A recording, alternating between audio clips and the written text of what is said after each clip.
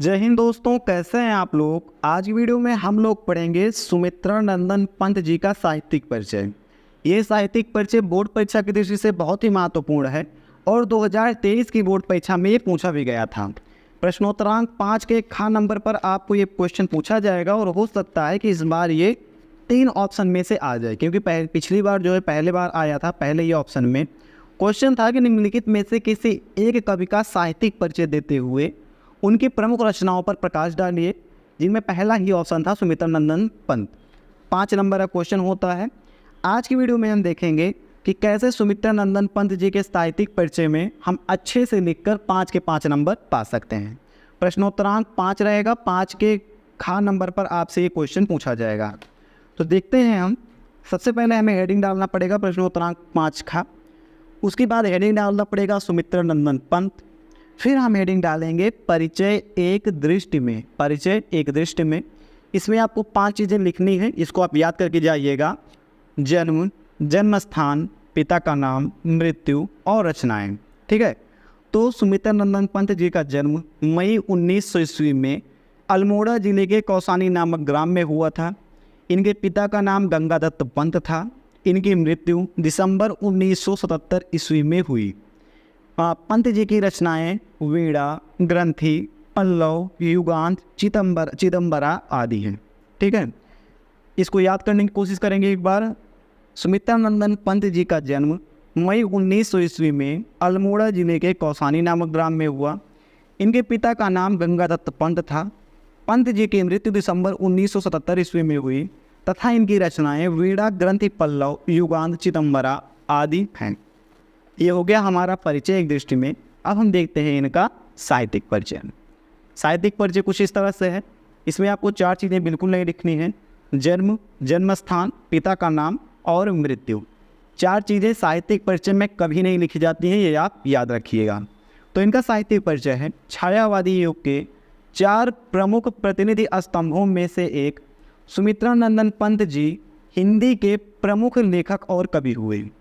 छायावादी युग को ऐसा माना जाता है कि उसमें 4 ऐसे लेखक और कवि थे जिनके बल पर छायावादी युग टिका हुआ था, जिनमें सूर्यकांत त्रिपाठी निराला जी थे, जयशंकर प्रसाद जी थे, सुमित्रा नंदन पंत जी थे और चौथा कोई एक और लेखक था, मुझको भी नाम नहीं याद है। लेकिन उन चारों में से प्रमुख प्रतिनिधि के रूप में ये भी शामिल थे सुमित्रा नंदन पंत जी। तो छायावादी युग के 4 प्रमुख प्रतिनिधि स्तंभों में से एक सुमित्रा नंदन पंत जी हिंदी के प्रमुख लेखक और कवि हुए। पंत जी ने 22 वर्ष की उम्र में अपनी पहली किताब उच्छ्वास तथा दूसरी किताब पल्लव प्रकाशित की। जब ये 22 वर्ष के थे तो इन्होंने अपनी पहली किताब उच्छ्वास प्रकाशित की और दूसरी किताब पल्लव प्रकाशित की। लेकिन केवल 19 वर्ष की उम्र में इन्होंने अपनी पहली कृति वीणा की रचना की, जिसका प्रकाशन 1919 में हुआ। तो ऐसा लिखेंगे, पंत जी ने अपनी प्रथम कृति वीणा प्रकाशन वर्ष 1919 में प्रकृति की सौंदर्यता का अद्भुत वर्णन गीतों के माध्यम से किया।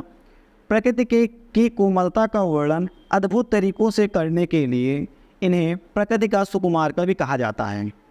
प्रकृति 2 प्रकार की होती है। एक जो होती है जो सृजनात्मक होती है, यानी कि जो बनाती है। दूसरी प्रकृति होती है जो विध्वंस करती है, बिगाड़ती है। जैसे पहाड़ का भूस्खलन हो गया, तूफान आया, पेड़ गिर गए, सुनामी आ गई 2004 में, जापान में इतना घाटा हो गया, तो वो भी तो प्रकृति है, लेकिन वो विध्वंसकारी है। सुमित्रा नंदन पंत जी ने प्रकृति की कोमलता का वर्णन किया है, उसके विध्वंस का वर्णन नहीं किया है।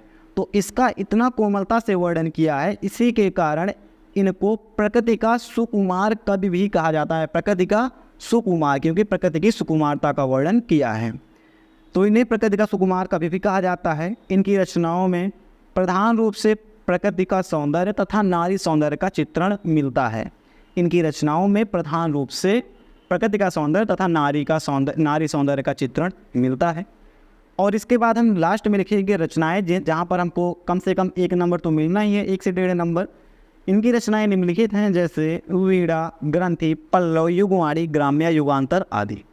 इतनी रचनाएं हम लिख देंगे। और याद है और भी लिख सकते हैं, लेकिन कम से कम 2, 3 या 5 जो है आप लिख सकते हैं, आसानी से वो आज आपको याद हो जाएगा। फिलहाल इस वीडियो में इतना ही था। एक बार आप ट्राई कीजिएगा कि इस वीडियो को फिर से देख लें और ये देख लें कि इनका हेडिंग ऐसे डाला है तो पता ही है, इनका परिचय एक दृष्टि में ये याद आपको करना है तो आप वीडियो रोक कर इसको याद कर लीजिए, या वीडियो को आप फिर से देखकर हमारे साथ दोहराते हुए याद कर लीजिए। उसके बाद कोशिश कीजिए कि साहित्यिक परिचय आप एक बार पढ़ लें, इनकी रचनाओं के बारे में अच्छे से जान लें और रचनाओं में इन्होंने क्या प्रकाशित किया है ये आप अच्छे से जान लें, और उसके बाद इनकी रचनाओं को याद कर लें। इतना अगर आप पेपर में अपने लिख के आते हैं बोर्ड एग्ज़ाम में, 5 में से 5 नंबर मिलेगा। ये चाहे आप बोलें तो मैं लिख कर आपको दे दूँ, लेकिन आपको इतना पेपर में लिखना पड़ेगा। फिलहाल इस वीडियो में इतना ही था। ईश्वर से यही कामना रहेगी कि आप बोर्ड एग्ज़ाम में अपने अच्छे नंबर लेकर आएँ। फिलहाल इस वीडियो में इतना ही था। हम मिलते हैं किसी नेक्स्ट वीडियो में, तब तक के लिए जय।